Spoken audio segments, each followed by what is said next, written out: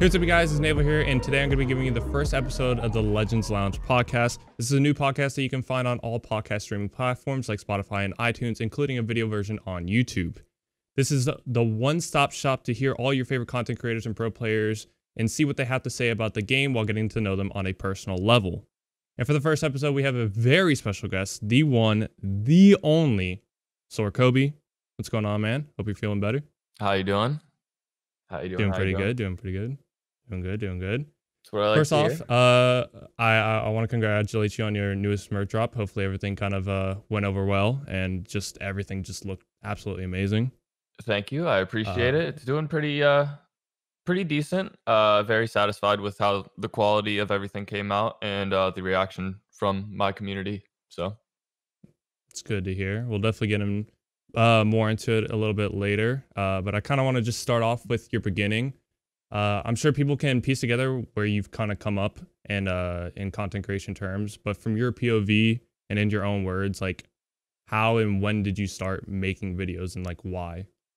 So I was heavily inspired by I guess we'll go back into 2010, 2011 when I first bought my Dazzle game capture device that came out way back when on the 360. I was heavily inspired by Optic Predator's Predator montage, MW2 quick scoping, and just nasty search and destroy stuff, as well as Pamage's The Catalyst. Both of those montages kind of got me heavily inspired to start quick scoping on like Call of Duty and stuff like that. So I bought a Dazzle and recorded on a very, very terrible laptop. It was like one of my mom's old work laptops. And I would record like 30 minutes at a time until I'd hit something cool. And I would just go into search and destroy, go for like spawn shots, like spawn shot trick shots, and go into TDM or ground war or whatever, and just go for snipes and just yeah, that's pretty much it. Quick scoping. That's kind of what started it all for me. I've been gaming ever since I was super young, from games like Madden, Banjo-Kazooie on the Nintendo 64, Pokemon, Spyro. Like I can go on a list. Guitar Hero, Rock Band, all of it. So I've always been a gamer. But it wasn't up until like 2010, 2011 when I got inspired by those two montages to start playing Call of Duty myself and going for the same things. Obviously everyone, well, a majority of people in the gaming community are heavily inspired by FaZe Clan as well. That's also the route I took, being inspired by trick shotting and sniping clans and stuff like that. So I did that for about 5-6 years, I'd say. Uploading trick shots and stuff like that. Going for recruitment challenges, Phase 5, Soul Recruitment Challenge, Obey Recruitment Challenge, Era. Pretty much every gaming Call of Duty trick-shotting team back then I went for. I was in a bunch of smaller orgs, Set, 7F, Auto. I can go on for days. There's a bunch of teams and people that I've met throughout the 6 years of playing Call of Duty, but after, I believe it was Black Ops 3, I went over to Runescape, old school Runescape, and actually became a full-time content creator on YouTube and Twitch for Runescape. I was playing a game mode called Hardcore Iron Man, where pretty much you can't trade anybody in the game, and you can't like use certain things, and you only have one life. So it was pretty interesting. I got like rank 50 over a year and a half of just playing, and I ended up dying on that account. And I felt really, really upset when I died on that account because I put so much time and effort into it. It must have been like 3,000-4,000 hours of game time into that one account. And then, once you die, you lose that status. So I know it's a completely different game and some people might not understand it fully, but you can picture it just like Minecraft hardcore as well, where, you work really hard on something and then you can die in the game and then you lose it all. So it's a lot of pressure. As a smaller creator at that time, dying on that account affected my financial and stuff like that. So I had to go back and get another job. I believe I worked at Dollar Tree at the time. I was doing side hustles like getting free couches off Craigslist, Facebook Marketplace, stuff like that, and then cleaning them up. Um, if they're leather, redoing the leather and then reselling them for like 50 to $100. And that was one of my many side hustles I've had. I'm a sneakerhead, so reselling shoes was a thing as well.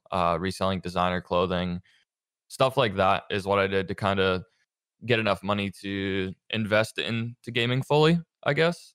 Um, and it wasn't up until I'd say 2019 at the beginning, January, where I ended up getting robbed for all the money I had while I was out of town. Um, I don't really go too deep into it, but I ended up losing every dollar I had while I was out of town. It was a mistake, and I had to sell like all my stuff, including the gaming stuff, to pay my bills and stuff like that. So after some time, I was able to get my money back up there doing these side hustles and got enough money to get a PS4 again to play with some friends.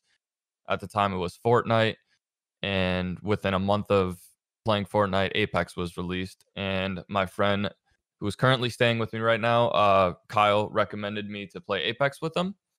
So we hopped on one day. I loved the way the game was. I remember looking at the Prowler, and it reminded me of Halo because I played a lot of Halo back in the day as well. So the Prowler reminded me of like a Halo gun. So that's what made me inspired to play. Completely opposite of Halo, as we all know. And within a week, I ended up dropping the 30 kills solo world record, and that's kind of where it all began. Was there anybody like from Apex that kind of really influences you within content creation? As of like right now, or do you mean like in the beginning, or In the beginning, for sure.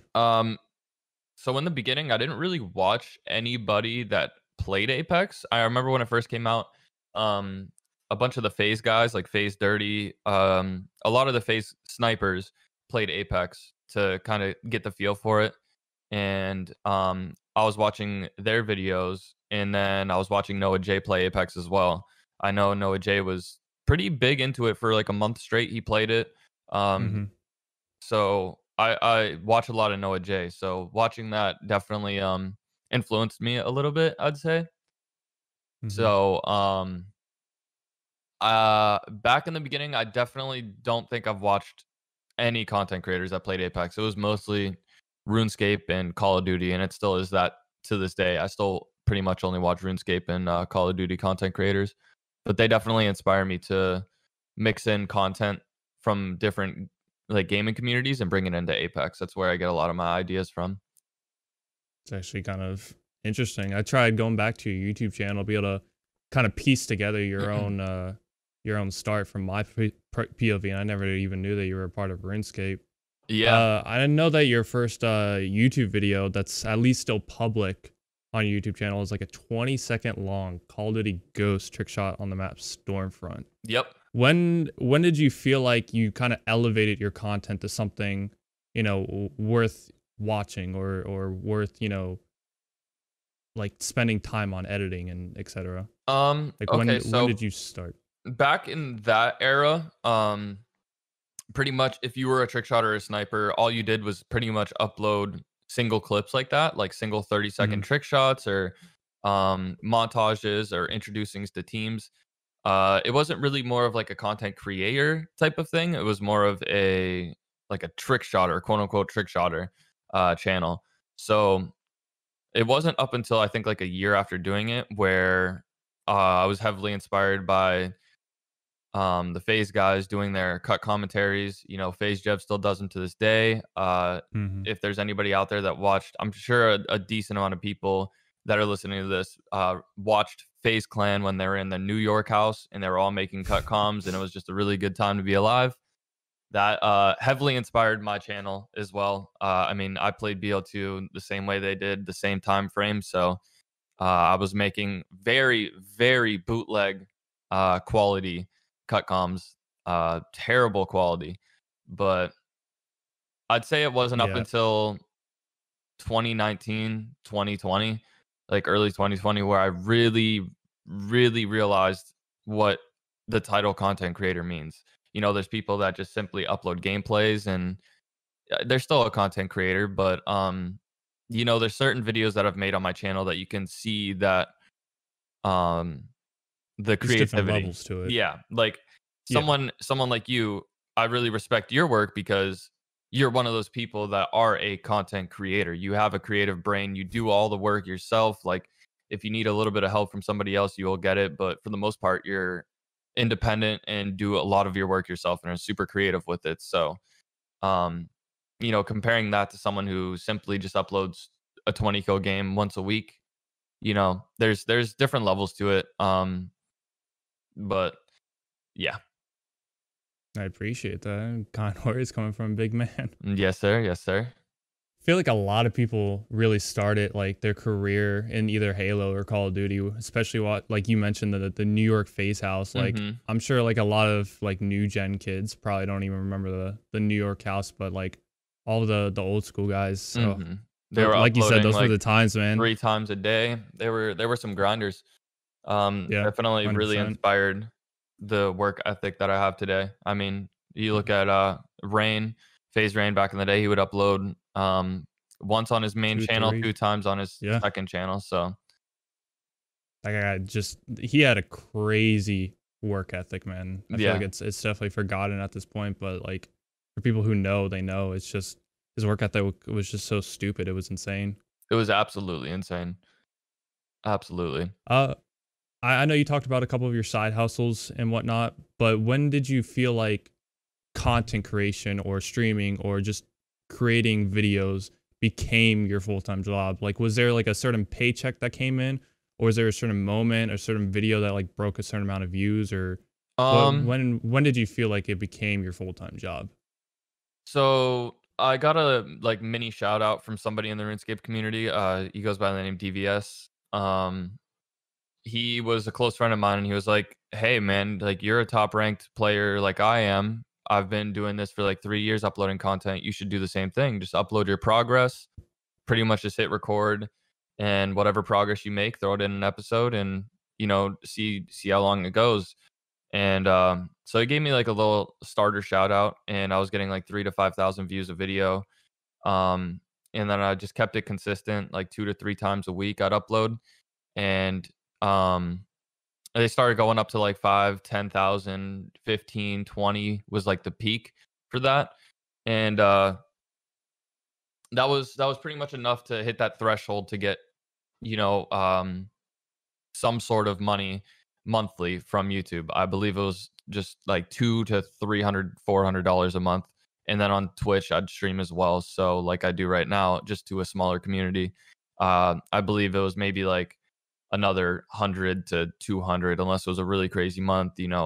Twitch streamers have those all the time, so it could be like four or Yeah, 500. So, yeah, I was bringing home enough to kind of equal out how much I would have made working at a minimum wage job, which I was working at. Like I said, Dollar Tree at the time, 7.25 an hour, 4 hour shifts, like 3, 4 days a week. I wasn't bringing home anything, so um, I was making more playing RuneScape. So that's when it kind of clicked, and I was like, all right, I'm just gonna go full time and just grind this out.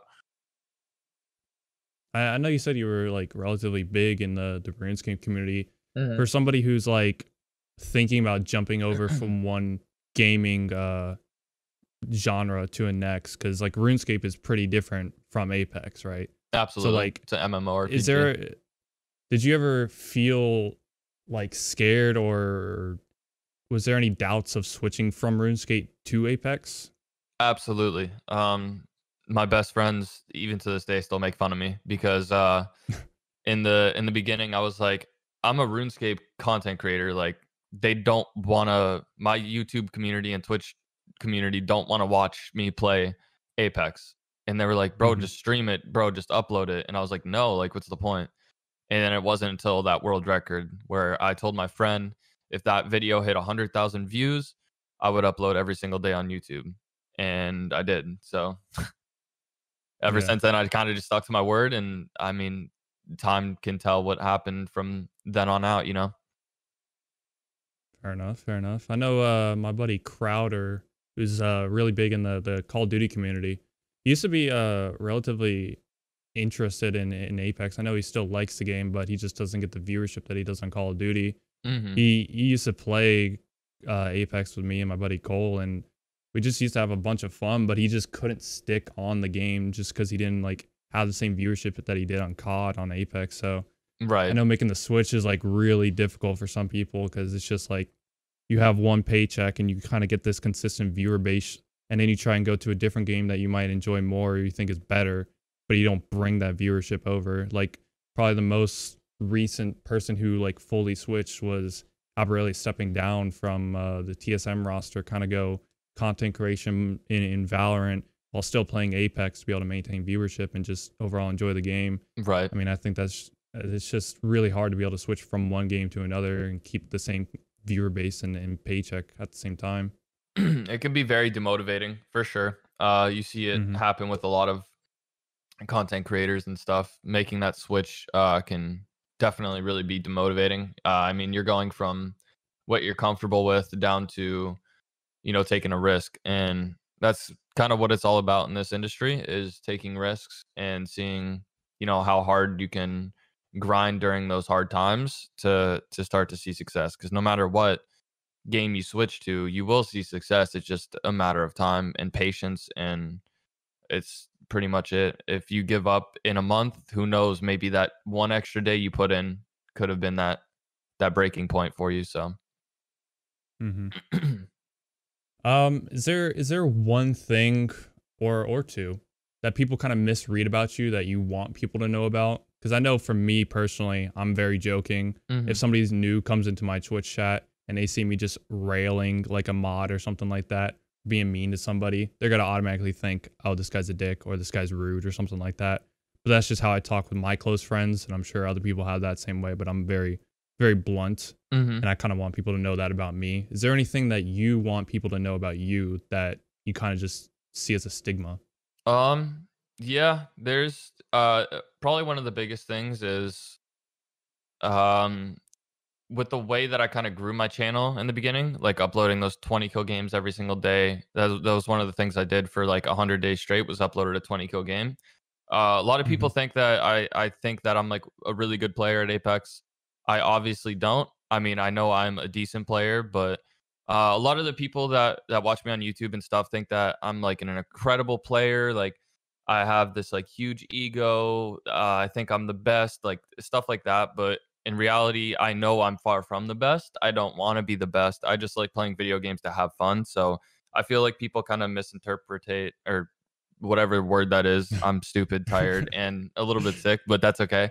Um, but yeah, I feel like people kind of misunderstand like where I'm coming from in certain videos, and I feel like sometimes I can come off uh, a little bit,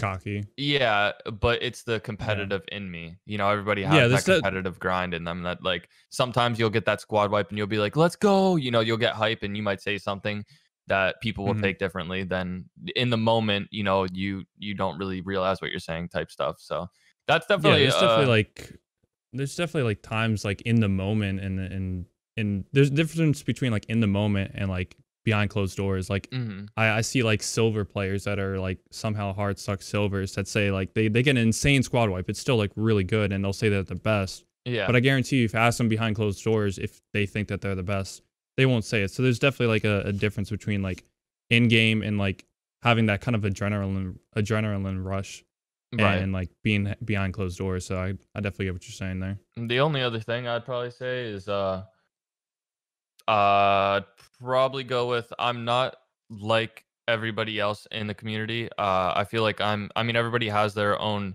demons and stuff, and not to get all sad on people, but um, I do struggle with very bad anxiety and depression. I've been struggling with it since I was 12. Um, Depression running through the family. I've lost lots of people in my already small family to suicide and stuff. So a lot of people, have high expectations for me to upload this crazy content all the time and stream every single day. But especially times like right now, I've streamed 3 times this month. I'm just kind of on one of those breaks where I need like a mental reset. Like I spoke to you before this call.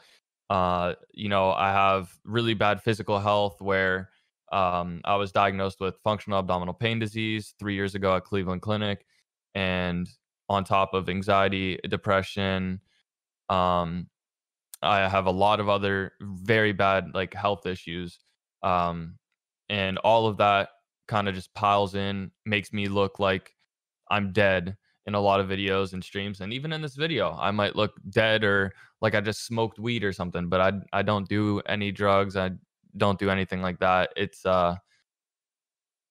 just, people all go through their own things. That's what I like to get off. People think that I quote unquote glamorize mental health issues and stuff like that, but I don't think people realize that I've been through it all, having panic attacks for years, being with a psychiatrist since I was 15, multiple therapists, acupuncture, doing it all, man. So a lot of people don't really understand that when it comes to me. Like I give off sad vibes a lot, like very, you can kind of see it in my eyes sometimes, and it's just like I don't do that for attention at all. I don't tweet about how I feel. I don't like to publicly say how I feel.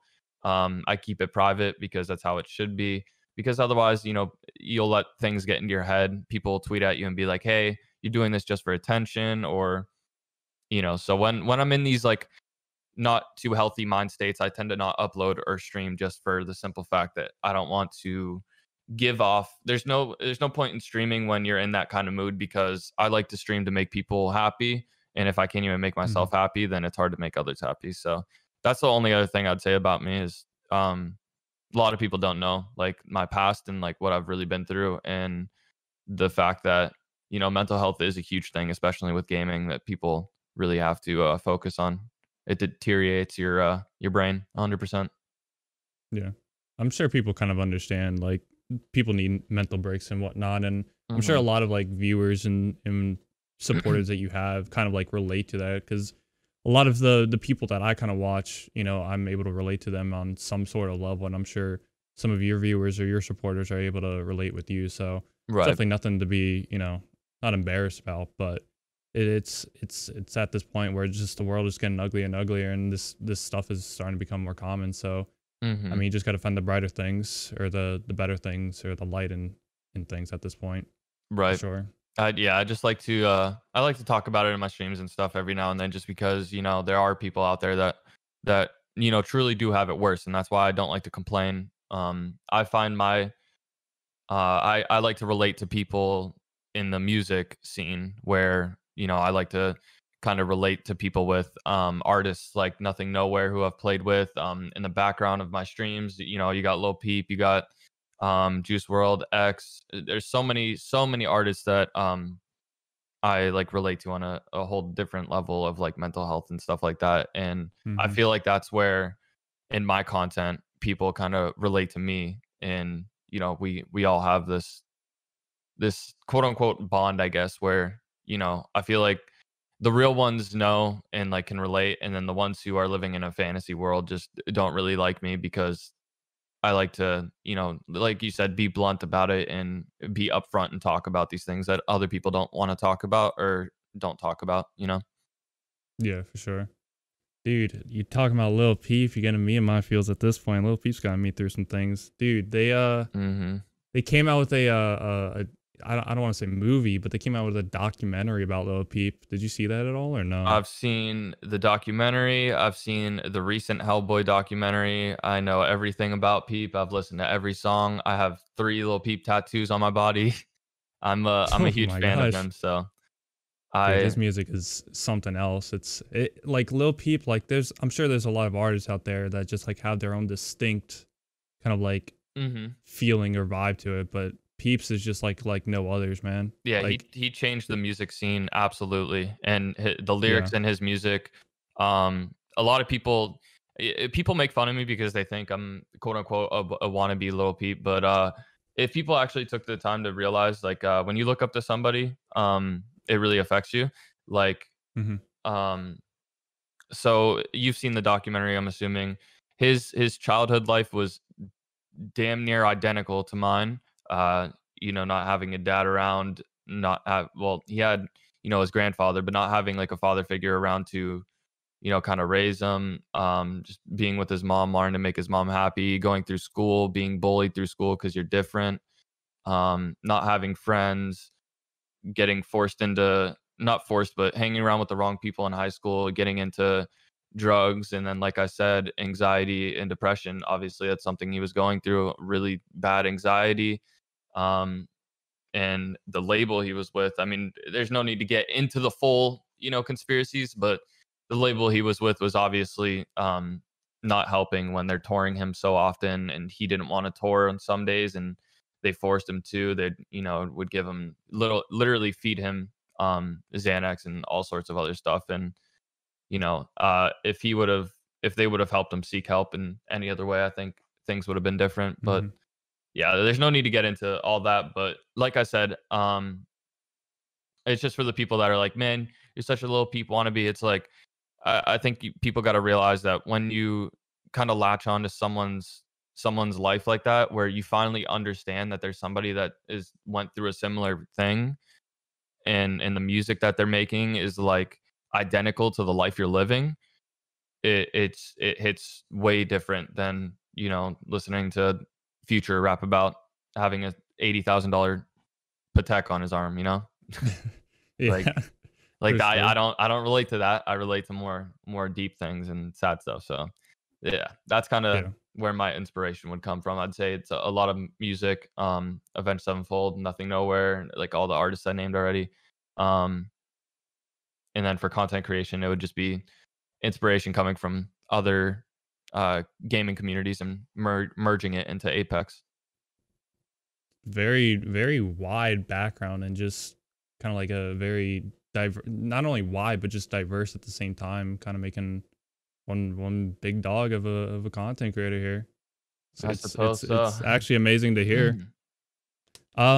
Now I kind of want to move into the three main talking points of the podcast. The Hmm. first one, like I said at the beginning of the podcast, I want to talk about was merch. You obviously have had a diverse background that we've already talked about, and I'm sure that there's a lot of like influence from your background that goes into your merch. Hmm. What kind of like what made you make merch in the first place? Like, I remember you telling me about the whole Facebook Marketplace where you kind of like bought things, Hmm. refurbished them, and then resold them. You said that you were also a sneakerhead. You were into fashion. What made you want to make merch in the first place? Um, I mean, it's always a content creator's dream to be able to have merch, but being able to make merch that people could actually wear in public and not feel uncomfortable in some sort of way. I always wanted different merch. So, a lot of content creators out nowadays, and there's nothing wrong with this. They just slap their logo on a Gildan tee and call it a day. Um, I'm really, really, really into streetwear and fashion and all that stuff. So my first merch drop went terrible. I worked with a company I'm not going to say the name of.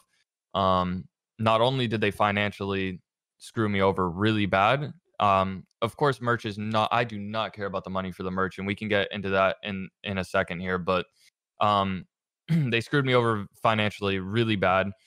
Not only that, but the quality of the products were awful. I've had some people that had the front logo on the back and the back logo on the front and holes in the shirt. Terrible company. That's why I don't go through online companies like Teespring, or that wasn't the company I went through, but like companies like that where you just send them a graphic Yeah, and they send stuff out to your fans. I went yeah, local for my last merch drop, and I made all the ideas myself. So there was that trust issues concept that I had where it was a t-shirt. It had a rib cage on the front. In the back, there was multiple stab wounds, and then it said trust issues on the bottom, and the front had a knife through the heart. That is something that I made myself through the concept because I have been through, and everybody has been through certain situations where family, friends, or whoever has stabbed you in the back and has hurt you. And, that's something where I want to wear what I've been through to help me get to the, where I want to be at in the future. Holding on to the past is not healthy. So that concept was really deep, and that was the best seller of my second merch drop. It took 3 weeks to find the quality of shirts that I wanted. Um, like I said with the pricing financially, you can tell I didn't do it for the money because the cost of the last merch drop for the company to make the long sleeve was $52.50, and I sold it for 55. So I was only making $2.50 while there's merch out there where people are making like 20, 25 bucks a shirt. So that's just a little idea to keep in mind. But for this merch drop, it was heavily on mental health. It's fall winter 2020 drop. I plan to do them seasonal. Um, this drop has a few really amazing pieces on it, uh, going around, sadness, emotions, anxiety, and we have a more quote unquote normal design on there because a lot of my merch is inspired by um, brands like Most People Are Dead on Instagram, Bad Memory Club. There's Warren Lotus. A lot of these like grudge kind of one of one custom pieces type of look, Hmm. and I get inspired by a lot of other companies and their designs and stuff like that. So I understand that my merch drops are really deep and really grudgy, and people, like I said, think I glamorize mental health in this drop. But actually, 10% of all earnings are going to mental health awareness charity, and I'm donating $5,000 myself January 1st, 2021, when the merch drops over. So on this merch drop, we have, I believe, 5 or 6 different designs on hoodies, crew necks, long sleeves, t-shirts, and then some stuff from the second drop is on there as well from Overstock. So that's pretty much the rundown with the merch. I really care about it. I put my all into it, make sure the quality's literally the top line. It's stuff that you can wear. It's not just a cringy logo. And it may be deep, but you know, sometimes that's just what I like to wear. I like to wear stuff that likes to express, who I am. That's just how it is.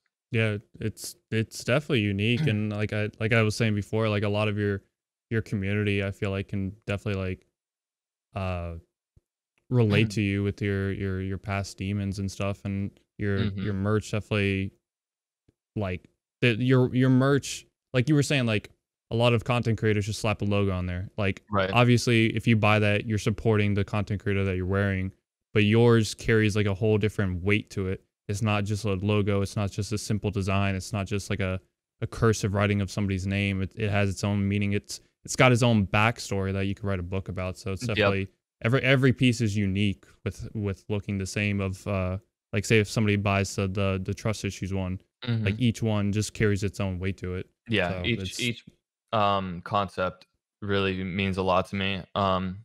And I like to look back, and I would like to look back one day and be like, wow, this is where it began. And here's where we're at when it comes to merch wise, because like I said, each drop has a different concept, and the second drop was cool, but this is my favorite drop by far, and I feel like every drop from here on out is gonna just get better and better. And you know who knows, maybe people that don't even watch video games could end up liking my merch and purchasing it. Like people have at the store in my city, they have a section in store of my merch, and there's people that don't even know who I am, doesn't watch gaming, has purchased the trust issues concept just for the simple fact of the concept behind it. So that's what kind of where I would like to be at in the future, is to be able to sell merch to people that don't even watch gaming stuff, that they're simply just into fashion and really like the concept of tees and stuff. That's actually really sick to hear. Is it just in the one shop that you kind of like bought these or not bought, but kind of like printed the shirts with locally? Is it only in that Yep. shop or is it in a couple more? So it's the screen printing company. They're called Iron Empire here in my city. I live in Erie, Pennsylvania. They have a storefront, and that's um, where the people who know me locally can go and buy the merch without ordering it and then having to Mhm. get it shipped to the same city. So they have a store out front. They plan on getting a store in the mall sometime in the future, in the next like month or two, and I'm going to be doing a fan meetup there, of course, with masks and taking safety precautions. But Mhm. my merch will be there as well for anybody that's remotely in the area from Cleveland, Pittsburgh, Buffalo. It's a 2-hour drive. So, I'd like to, um, get a nice fan meetup at the store and sign a bunch of people's merch and stuff, and meet a lot of people. So, That's actually sick to hear. Big plans, actually. You yeah. said it was from Iron Empire? Yep. IronEmpireClothing.com. And you said that they were in Pennsylvania? Yep. I didn't know that. As soon as you said the company, I knew exactly who you were talking about. That's actually insane. I got family that lives up in Pennsylvania, so that's actually kind of insane Yeah. that you They said were that. on, Small world. he was on one of the, it was a TV show a while ago. I forgot the name of it. It was something like a billionaire something, Shark Tank? Is it maybe. that? Iron To where like he pitches Empire. ideas. No, it was like more of like a it was inside the Undercover Billionaire. So he was on that Undercover Oh, Billionaire. Undercover Boss? That thing? No, it's literally called Undercover Billionaire. Oh, okay. It's like it's like a show on Hulu, and Okay. a lot of people know Iron Empire from that. He was on that show, so That's actually cool. yes, sir. Yeah, I know you said that they're going to be moving or trying to not necessarily move, but expand into a mall. Yep.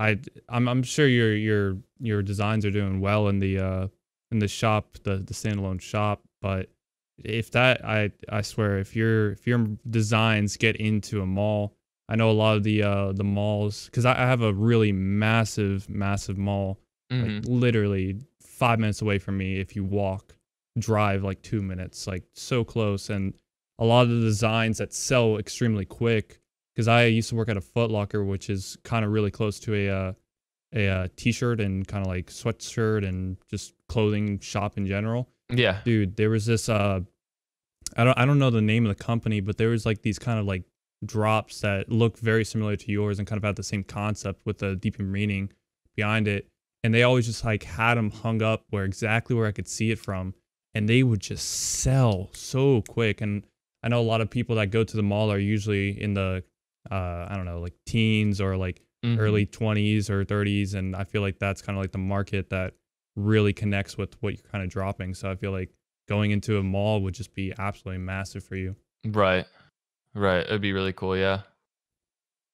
Um, for smaller creators, when would you say is a smart time to kind of create your own merch? Like, is there any point that's just it's too early, or like when would you say is a smart time to be able to drop merch for somebody who's like coming up?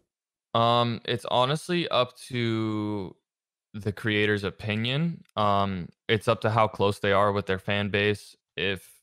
I mean, it doesn't hurt to only sell one shirt or two shirts, but if you're gonna do something like I did locally, companies won't really want to work with you if you're only gonna be, getting a shirt or two made.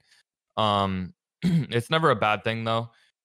So honestly, you can make merch whenever. I have a buddy of mine who did his merch through the same first company that I did my merch from, and he's a very very small creator, and he'll probably sell like 1 to 5, maybe 10 shirts in a month, which isn't bad. But um, so I guess to answer that question, I guess it's all up to your own knowledge of your community.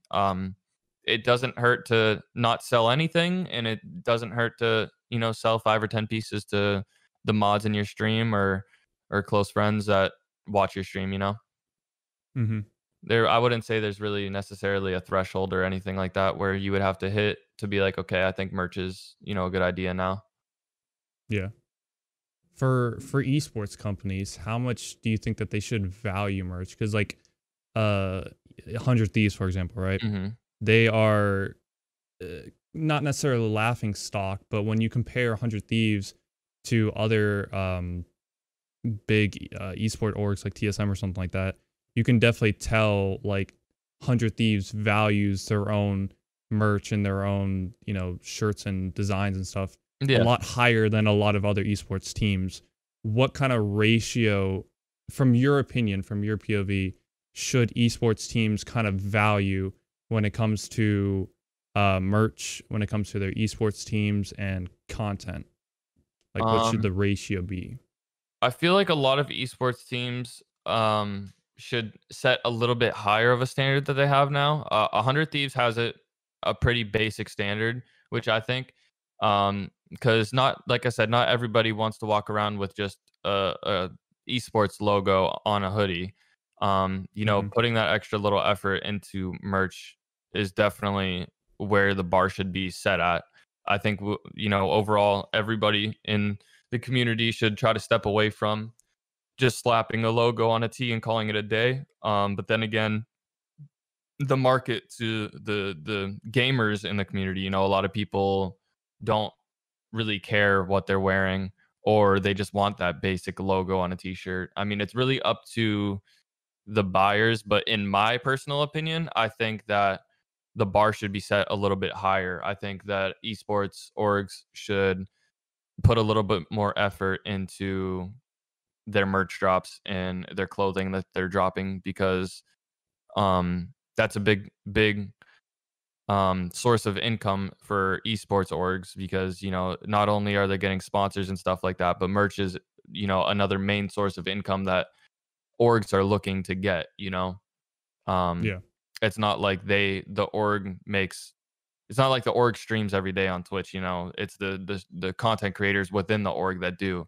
So being able to sell merch as a esports org and making merch that's really cool and has a concept that you can wear in public, I think is really ideal. And I think the bar should be set a little bit higher than just a logo. you know Yeah, their merch is like limited, like it's super limited. Like limited, I'm yeah. there. If you go on like eBay, you'll find like 100 Thieves cream hoodie, like still packaged for like triple the value. Yep. Like even if it's like a shoe drop basically, like a Jordan shoe drop where people Hmm. just line up outside of Foot Locker, stay there for like midnight, and they buy like 5 pairs, sell 4 of them on eBay, and keep one of them for themselves, and they just Yep. make profit. Like 100 Thieves is definitely a pioneer when it comes to their own merch game. They're doing wonders over there, making everything very limited and kind of like raising their own value and their own I don't want to say ecosystem, that's not the right word. They're raising their own like um they're raising their own value by themselves just by making it how limited and how many fans that they have that are willing to spend that kind of money. Right. Absolutely. I think they're doing really good when it comes to that. I mean, drops like that are really, really stressful and hard to work on and get up to the drop date. So them being able to sell out and for the buyers to be able to resell that, I know people like Banks, when he created the brand Loose Change back in, I believe it was Mhm. 2017 or 2018. Being like people like that seeing resell in their own drops is rewarding, and kind of it's like, wow, that's really sick. But yeah, I think they really set the bar for esports orgs to kind of step their game up a little bit, and not necessarily make everything limited, but at least put a little bit more effort into designs rather than just basic stuff. Mhm. Speaking about teams in general, what's the best way to get recognized by teams? Because you said that you've kind of gone for a lot of different RCs, recruitment challenge for people who Hmm. don't know. You've been in multiple teams within the COD community, especially Otto. When you said that name, that was insane to think about. That brought me back too far. Yeah. You've been in multiple teams. You're part of Soar Gaming, which, like I said before, is like a massive part within the Apex Legends community. Not Hmm. only that, but also like a very big pioneer within the Call of Duty community. Hmm. What's kind of the best way to get recognized by a team like Soar or just any kind of like org? First off, let me start off by saying, not every content creator belongs in an org. Not every content creator should want to be in an org. I think it's all up to preference. Personally, I really like agencies. For people that don't know, agencies are like Evolved, and that's who I'm with, and a few other agencies out there where they kind of do the back end work for you and they take a cut from it. Um, Orgs are pretty much for either A, financial aid, B, like you have a family bonding relationship with all the people within the org, or C, you're a smaller content creator trying to get more insight and knowledge to grow your personal channel. I feel like I'm at the point where I don't necessarily need an org to represent unless I needed it for, financial aid or something like that. Like if I were out of Soar tomorrow, I wouldn't mind, just for the simple fact that um it's like agencies help out a lot more than orgs do, and I feel like they're really slept on in the community. That's why you don't see people like Ninja in orgs, or certain content creators that are really big and even medium content creators. You don't see them in orgs is because sometimes you got to know your worth, and sometimes your worth is more than the org can give back. So um I'm not saying that I'm leaving Soar, but I'm just saying in general, you got to put that into perspective that some creators don't need orgs to really represent them. Like Zeus in the community. Zeus is a creator that will probably never join an org, just for the simple fact that he knows his worth, and he would rather do all the work himself. To like you get all that knowledge and all these tips and everything like that, and you kind of hit a brick wall where you're like, okay, well, I'm here. What's the next step? As a talent Mhm. manager of Soar, I kind of have a different insight than others. But like I said, I do a little bit more work than just a content creator in Soar. Finding the talent. I know everybody in the community. Even if you think I don't know you, I probably know you. I know the name. Your name's familiar. I've seen you somewhere. I've watched your content. Blah blah blah blah blah. Like, um, but I guess to go back to the initial question, um, I think orgs are huge for smaller creators. It gives them a lot to learn, a lot of experience, and shows them, kind of the ropes. It's like going to school, you know, going to school Mhm. for like to be a surgeon. Being in an org is you learn all these like things that you necessarily wouldn't think about without the org. That was a terrible S- connection, a surgeon and gaming, but you get where I'm trying to come at. yeah, Like yeah, yeah. you I'm learn sure a people lot of stuff. understand. Yeah. You learn a Yeah. lot of stuff being in orgs, and it helps out a lot. I'm glad that you mentioned that you're a talent manager for Sora, as some people may or may not know that fact. What's something that you would personally want to see on like a streamer or a content creator's resume? Like, I'm sure like people don't send you a physical resume, but Mhm. what's something that you would want to see out of them that they do on their own that you find that you're like, okay, this person's doing this. I want to pick them up for obviously for a multiple of reasons, but this is like a main reason that I'll pick him over Mhm. this guy. Okay, so my favorite thing is, and I've been told I'm really good at finding really good creators. Is just being different, being unique. You have a lot of content creators in this community, and I'd say about 75% of them are uploading the same thing, the same type of content. Hmm. Intro, gameplay, not much talking, high kills, that's it. Um, it takes unique content for me to really get my eyes opened, and I can see unique content from a mile away. Hence why we're in this call. Hence why we have a good friendship, and why I have faith in you is because your content is very unique. Now, there's other streamers out there in the community that aren't in orgs that I can name, like Low G's. Very unique streams, very funny. He will make you laugh 24/7. Hmm. Daltouche is unique. Timmy's Golden Guardians. Yes, He sir. kind of his blow up. I watched it happen while he was on that in that tournament. They were live streaming it. They went over to Timmy's stream, his perspective, and he was doing the funny Go XLR or Stream Deck like full face cam meme things. And Yep. that is a really good example. I like using Timmy for an example because he stood out and he blew up from it. He was doing something that nobody else was doing, and people found it really entertaining and enjoyable. And he made himself a very well made career out of being different. So it doesn't take a genius. For me personally, like I said, I like seeing unique streams, not PS4 share play, just playing the game. Of course, having fun is awesome. Having fun with your friends is awesome. It's all about having fun in the community.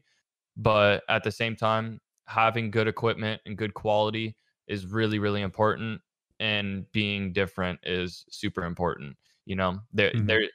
there's 1,000 different creators out there that are all the same. You know, they just play the game and they play ranked and they try to hit top ranked and that's it.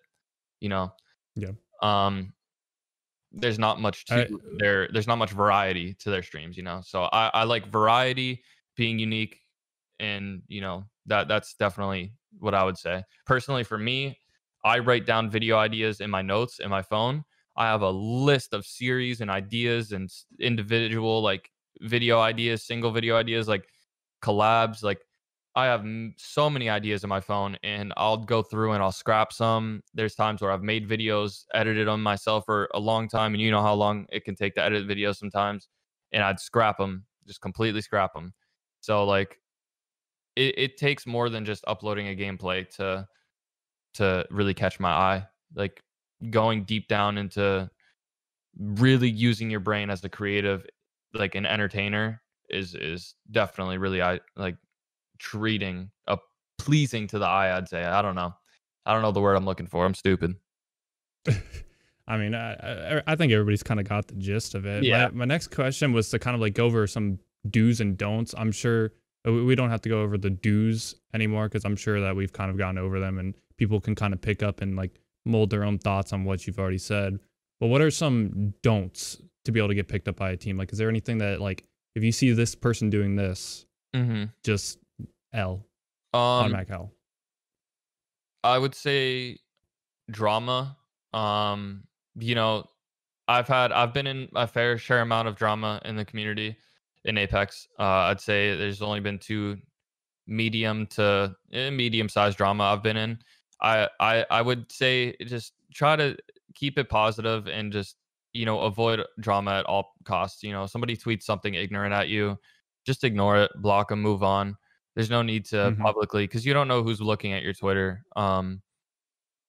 And especially Dalton said this in a video or in a Twitter clip recently. Uh, Having gifs or gifs, however you call them, in your media on Twitter, like replying to people with gifs, or you gotta lay off of that because if someone's looking for content on your Twitter page and they're scrolling through the media and it's just filled with you replying with gifs, then it's kind of hard to find content when that's getting blocked out. It's like going on TikTok and instead of seeing everyone's clips and creativity, all you're seeing is a bunch of just random gifs, you know what I'm saying? So Yeah. those are two things. I know it's hard to stay out of drama, especially if you're like me. If somebody shows me respect, I show respect back. If you show disrespect, I will be disrespectful back.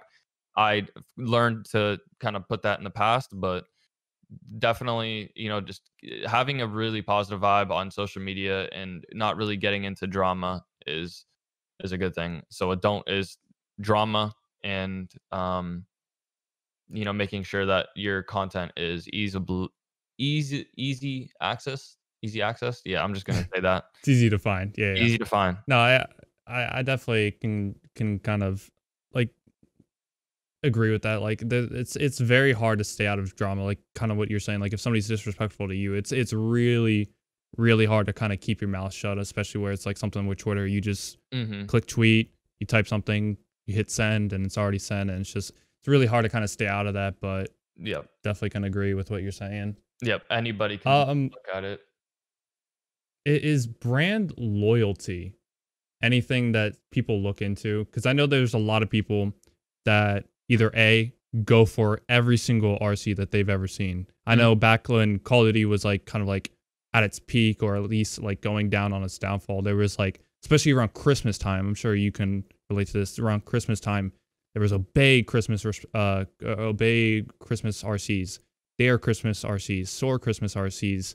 FaZe never really had the RCs. They already have their set team. FaZe 5 is, obviously something massive that's going on right now. But right. there's a lot of different teams, including like Arrow or L7 or teams like that. During certain times of the year, there's like multiple RCs, even like Red Reserve when that was a thing. Is is it bad to be able to go for every RC that you can possibly find, or is it better to kind of just go for either like one or two and kind of like be brand loyal to whatever team you're kind of grinding for?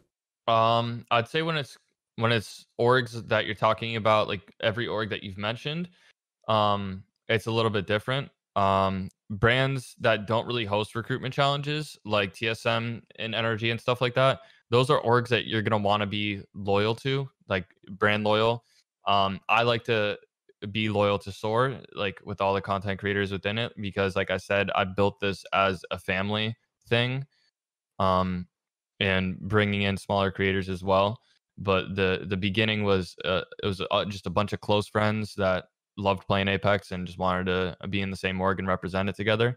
But when you're Mhm. talking about like Dare and Obey and all these other teams like that, um, I don't see the issue with going for multiple recruitment challenges.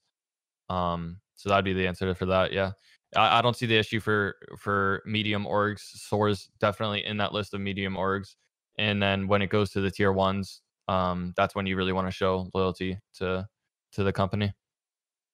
For people who don't really know or can't really decipher the difference, what is your best way to kind of like explain the difference between like a brand like TSM? Because obviously TSM is an organization, right? Hmm. I personally like to kind of differentiate different teams by calling one a brand, one an org. Like to me, Soar is an org. Hmm. They've obviously become a brand at this point where it's not even just Soar sniping anymore because that's where it started. It's Yep. just Soar at this point.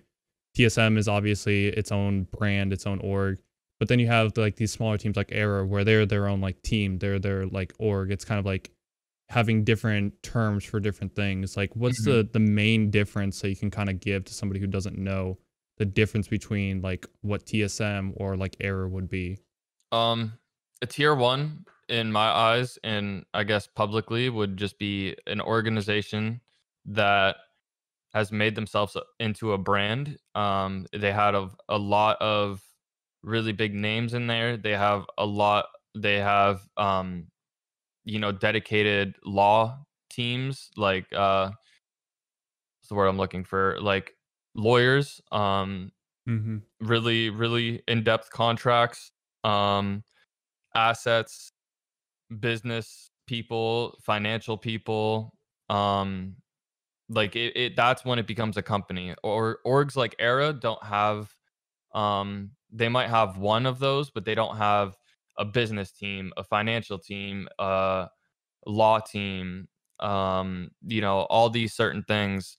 Like that's when it People to becomes look over the into a brand. background of the Yeah. company. Yeah, Yeah. exactly. So that's the difference between the two. The smaller teams don't really have.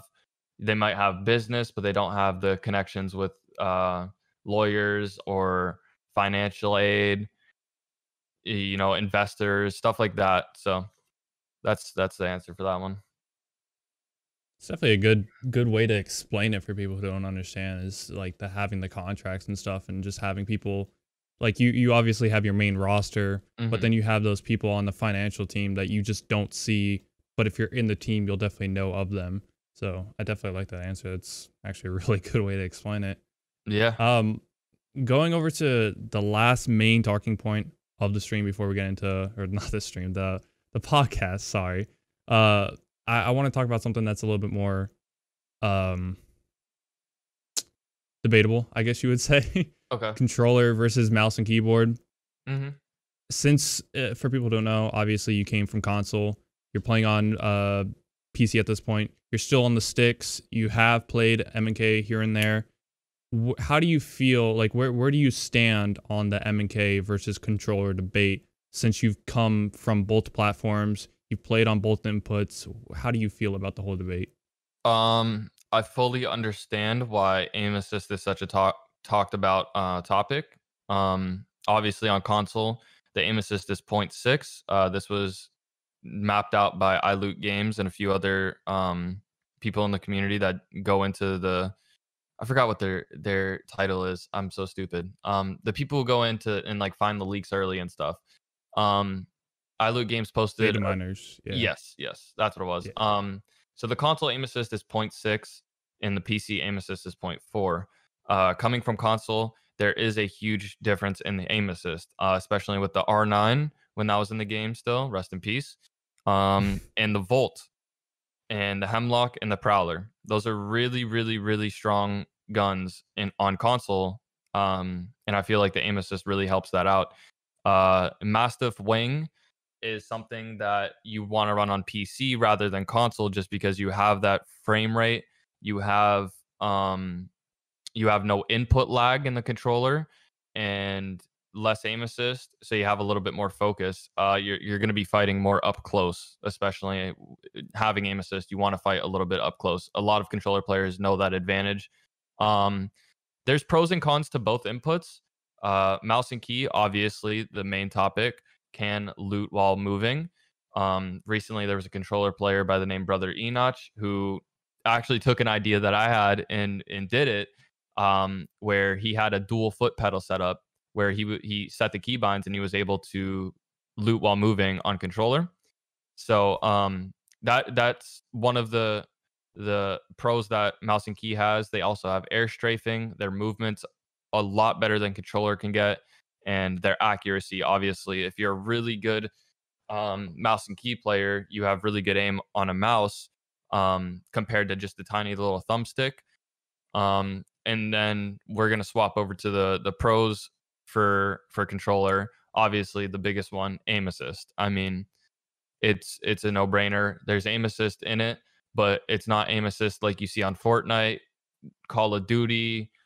It's a very very minuscule aim assist, and people try to go into the firing range and show how strong it is, but people also don't realize that the firing range actually has more aim assist than it does in a public lobby.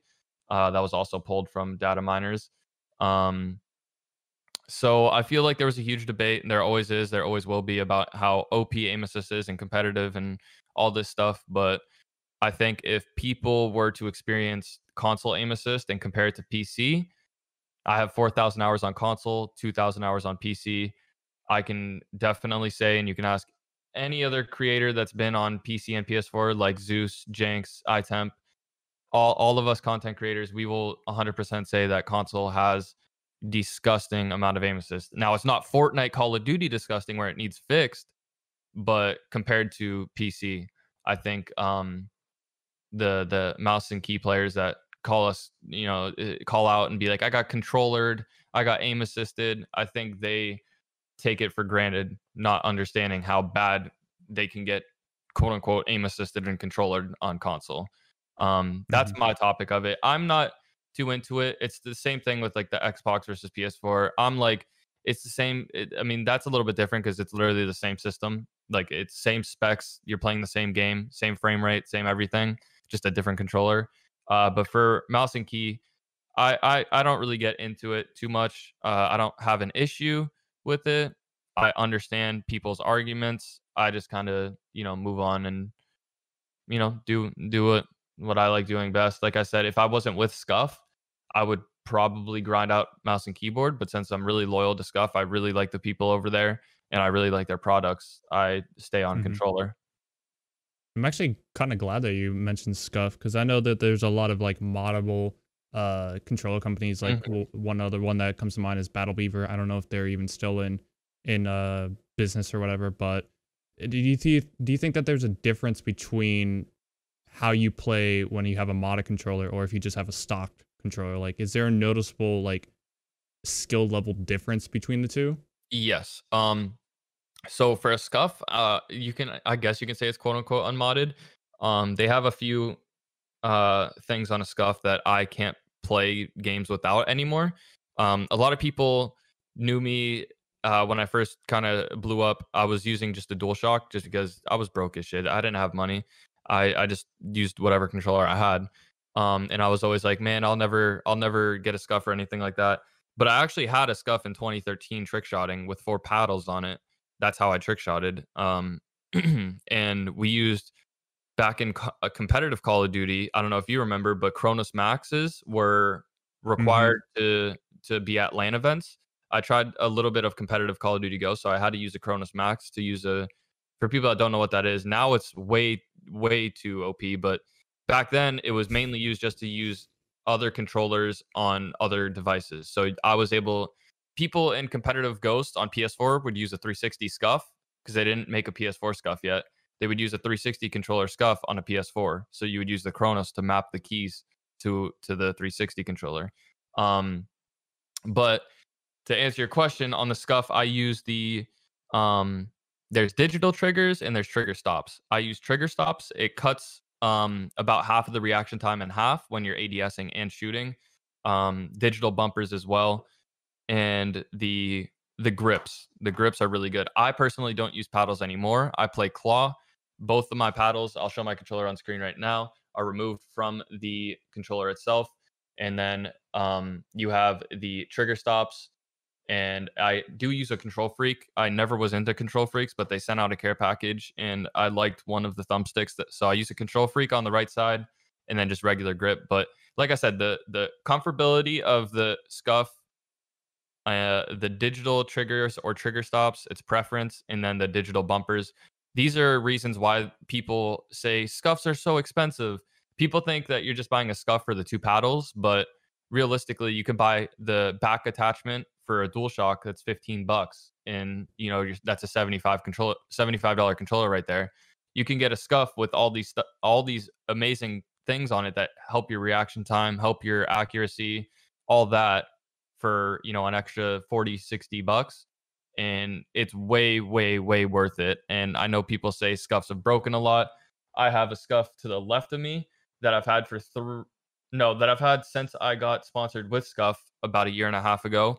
It still works completely fine, brand new. I have this controller right here. Never had an issue with it. All four of the Scuff controllers I have sitting on my setup area all work completely fine, except for the one that I dropped in my toilet one time. That's a whole different story. I was drunk. I went to go pee, and I smacked the controller into the toilet, and it broke. So as long as you're not doing that, your controller should be fine. But that's a large thing that's talked about. That scuffs, aren't reliable. But the thing is, I've bought DualShocks from Walmart straight out of the box. A DualShocks is the default controller, and they were broken right out of the box. So it's an electronic thing. The good thing with Scuff is they do have a really good support team that if it was broken, you can send it back, and they're obviously going to send you a new one. Now, due to COVID, it might take a little bit longer than it normally would, but you'll have a controller that should last you years like mine have. So I've never ran into that issue. Now, when you get into strike packs, that is a whole different conversation because I get told I have quote unquote no recoil mods, all this blah blah blah strike pack modded controller, all this stuff. There's a difference between a scuff and a strike pack. There's a huge difference. Yeah. So I would say scuffs aren't OP. Now, using a strike pack is obviously OP because you're using a no recoil mod and stuff like that. But yeah, that's my input on it. Yeah, scuffs are definitely like helping you perform, where like a what's it called? A strike pack is basically performing for you. So yeah, I think there's just a lot of misconceptions when it comes to controller because I know that like a lot of the keyboard and mouse warriors at this point have either played like H1 or they played CS:GO or they haven't really touched console for the most part. Personally, I've came from console not too long ago, so I kind of get what you're saying, but I feel like there's just a lot of misconceptions when it comes to controller versus M&K. There's just a lot of people who are just not necessarily dumb or anything. It's just they're not necessarily educated on the whole matter. Right. They kind of like fill in their own like voids and with their own thought process, and they just have it completely mixed up and wrong. Like we said before, you came from console over to PC. Crossplay has already come out. It's came out in the fall. It was announced a couple of months ago. How do you think crossplay has affected Apex, or has it not?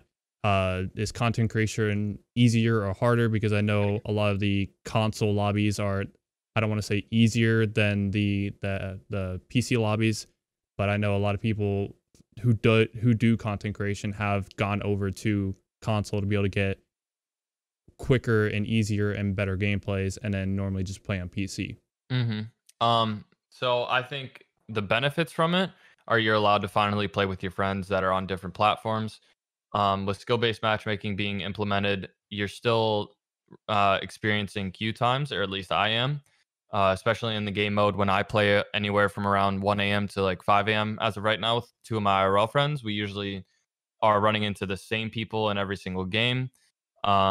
It takes about 5 minutes for a game to start, and like I said, it's the same names in every single game. So I feel like skill based matchmaking kind of messed up the queue time fix Hmm. for crossplay. But like I said, the benefits would be being able to play with your friends. And I did hear that it's rumored cross progression might be coming out in the future. Um, so I mean, that's the benefits. I will say it's easier to get content on console.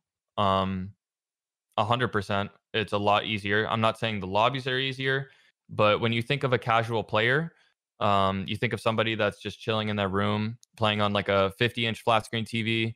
Maybe you got a friend over and you guys are just taking turns playing back and forth. You're not taking it too competitive. You guys are just chilling, maybe drinking, having a good time. Hmm. There's no casual PC players. If you're on PC, you're probably a streamer. You're probably, I mean, there is casuals, but there's no taking turns with your buddy on mouse and key on at somebody's setup at their house. So there's a lot more casual players that are playing on inputs that, like, flat screens have really long delays. So like obviously you're not going to be that like amazing or the best player on a flat screen TV. Now of course you can be good on one, but um you got a lot of more casuals in the game. And when you think of it like this, there's only a couple games that are free to play on console right now that are popular. So, I mean, you got the options between Warzone, Fortnite, and Apex on console. So, like, there's a lot more people on console that are playing. So, there's a lot more noobs. That means a lot more, just new players and casuals. So, it's a lot easier to get gameplay, but there still is really good, talented players on console, and there is good players on PC as well. So, it's just easier to Hmm. get content because there's a lot more casual players. The ratio casual to competitive is a lot heavier on PC compared to PS4 or console in general. And obviously, at this point within the conversation, obviously you're a controller player. Would you ever take the time to be able to ditch controller to be able to go on MNK? Because I know a lot of the competitive scene, like there's some people who will stick on the controllers or stick on the sticks for God knows how long. Like the aim assist boys, gentrifying result to all of them. Mhm. There's other people like We the People, or like how you mentioned Enoch, who will stick on the sticks no matter if they're whatever platform they're on, whether it's console or PC. Would you say it's worth the time to be able to go from uh controller to MNK, since a lot of people are switching over now, or would you say it's just kind of it's good to stick with the controller? I think it's all personal opinion. Like I said, if I wasn't with Scuff, I'd probably be playing on M&K as well. We seen Average Aiden make the switch about a year ago. We seen Nice Wig not permanently switch, but he did switch for a little bit of time there Hmm. and got Predator on mouse and key. So it's definitely fun. It's like relearning the game all over again. I like playing mouse and key every now and then, so that's how I like to see it. It's like learning the game all over again. Now I do have mouse and key experience playing CS:GO. Custom Black Ops 3 Zombies. I play a lot of games M&K, so like I have that, and knowing how the game mechanics of Apex work, you combine those two, you kind of get a little kickstart. Um, but yeah, if it wasn't for Scuff, I would be definitely pursuing M&K. But I'm very loyal to Scuff, and they're really good people over there, so I would never want to screw them over. It's good to hear. I, uh, Use code as we Kobe on talked Scuff. about, Continue. good plug, good plug. As we talked about like before, like the whole Battle Beaver and Scuff, like just like from being in the community so long ago, like Scuff was always the one like controller company that always stuck out, whether it was Mhm, like the reviews or the quality or just like how they implemented Scuff's brand into different orgs like FaZe. I know FaZe was sponsored by them. I know mhm. Optic was at one point. They were always the one company that always stood out. So it's good to still see them around within the community and just thrive, honestly. Absolutely. I'll keep that in mind. The next thing is just take five, where I basically have 10 questions prepared for you. You only have to answer five. You can skip a question if you don't like it or if you don't want to answer it, and I'll just go to the next. Okay. To start off, what's the dumbest purchase you've ever made and why? Dumbest purchase I've ever made.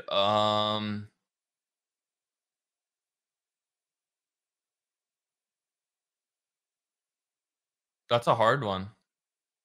That's a hard one for sure. Um, I don't think I've made a dumb purchase. I'm not gonna lie. Like, I'm sure I might have made like a mild dumb purchase, but none of them to the extraordinary where it's like a full reasoning why. So I guess I'll skip that. Hmm. Okay. What's the most fun game you've ever played? It can be old, it can be new. Most fun game. Hmm. The game where you just came home from school and you ran to your house to just be able to jump on and play. I'm not gonna lie. The three games that have made me feel that way is trick shotting, Call of Duty, RuneScape, and Apex. All three of those had the same effect for me. Just like really Hmm. addicting. Who's gonna win the next finals, NBA finals next year? Now, uh, a lot can Skip. happen in the off season, but Straight skip. skip. I'm not too into sports. All right.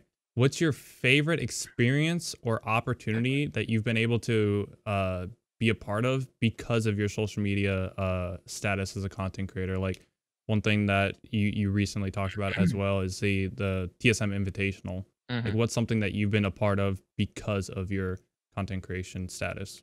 Attending uh private like parties at TwitchCon, like where you needed like VIP access, and meeting Hmm. like all the phase guys and stuff like that. Phase guys, Tifu. Where like it was like a really exclusive parties. That was a really dope experience. It's actually sick.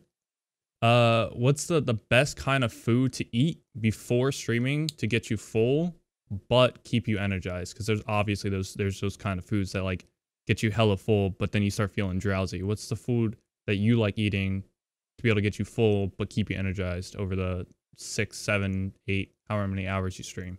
I usually don't eat because my appetite is terrible because of my health issues, but I would go with a nice uh medium rare filet mignon with some mashed potatoes and broccoli. 100%. That's the meal to go to. I would say pasta with chicken, like a fettuccine alfredo, but that'd make you tired. So, Oh, dude, that just hits different. yes, I'm sir. telling you, Italian food is just oof, I'm it's just so Italian good. and I love Italian food. Pasta every day. Yes, Beautiful. sir. What do you watch anime at all before I answer or ask this? I've watched one anime, Attack on Titans. I don't hate anime. I also just don't watch anything. So, Hmm. All right, I'll skip that one then. Would you rather have fit or $500 per day given to you for the rest of your life, or master just one random skill? It could be no matter. It literally could be whatever you want it to be. master one skill. Okay. Do you know what that skill would be? It would probably be something in music, probably production, producing beats, like being like the best, like being the like Metro Boomin or Big Head on the beat, like being the Yeah, best yeah, producer or best like art music artist, I feel like could bring more not only like financial value, but um like a bigger presence to yeah. have a Hmm. skill like that. Who's the best gamer of all time, regardless of game, regardless of genre? Who is like the Mike Tyson? Who's the Michael Jordan of gaming? I'm probably gonna have to say Shroud. I don't watch him too much, Shroud. but he's kind of like the godfather of gaming, I guess. Yeah, that's actually a fire answer. I know you say you don't really watch basketball all that much or sports in general, Mhm. but if you had to start, bench, or cut one of these people, who would you start, bench, or cut? LeBron, Jordan, or Kobe? Damn, that's tough. I'm It's not benching an easy one. I'm benching LeBron. I'm starting Kobe because of my name, and Jordan's going in the middle.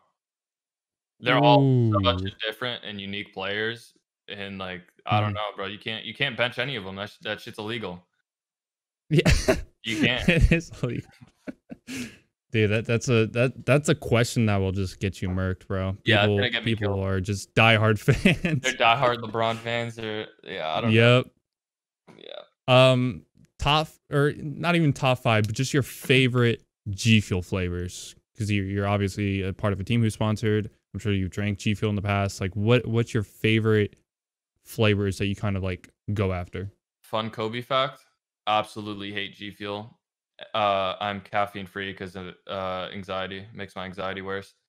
But I mean, that's when I fair. did drink G Fuel back in 2012, the best flavors at that time were watermelon, tropical rain. That was when rains just dropped. Yeah, I don't even know 5 flavors. I just had watermelon, grape, and tropical rain back when I could drink Watermelon. it when I was fucking Dude, that was my first ever tub that I ever ordered, and my same. God, dude, That was when I the met Keith absolute Star at fucking MLG Orlando 2012 or something. jeez, dude, I'm a huge advocate of it. Obviously, with the mountain of them Mhm. behind me, but dude, watermelon is just L. I'm sorry, it is L. It is just Yeah. there's not a lot of like obviously there's other flavors like tropical rain as you said that Yeah. flavor's popping you get a whole world of flavors but watermelon I just feel like it's just the flavor's not necessarily there obviously I haven't had watermelon for years the tub that I have is like the black one with the sticker where now it's basically a white tub with a little sleeve so obviously it's been like a very long time since I've had it but oh my God when I had it bro I was surprised when you said watermelon, man. The But throwback. I could definitely understand where you're coming from with the whole anxiety thing and caffeine. It's just not a good mix. So Right. that's a fair. Um, well, I mean that's kind of all I have for the whole episode. Uh, seems kind of be wrapped up. I want to thank you, Kobe, for coming on and being an amazing guest. And if you want to plug anything right now, you can go ahead. Everything will be in the description that you say, and anything that I can find will be down there. So if you want to plug something, shout out anybody, go ahead, do what you need to do, baby. Um, use code Kobe on Scuff if you're interested. Steel Series code Kobe12. My merch drop. You can find it at ironempireclothing.com, right on the main page. And yeah, that's it. I hope you enjoyed the episode. I am uncultured when it comes to movies, and I'm a very sad human being. And there it is. There you have it. Shout out to Don't worry, Navelow. I'm gonna fix the movie culture for you, bro. I'm gonna fix that for you, 100%. Okay, that's what we like to I'm hear. gonna give you homework, bro. Monthly Homework. homework to watch at least. Yes, Mm. homework, dog. All right. Homework. I respect. Monthly home. We gotta watch one movie that is absolutely kick ass every single month.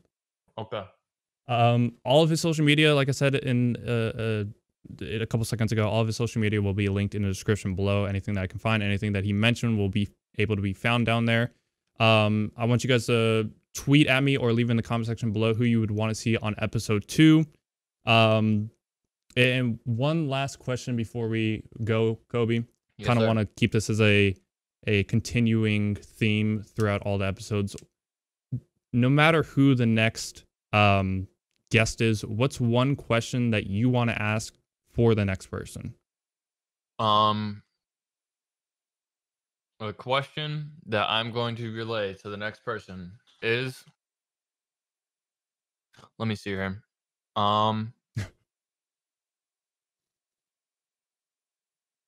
Could be Apex related. It could be Yeah, I'm trying to find a anything really good random. one. I'm trying to find a really good one. Hard Let's hitters. go with Hard hitting.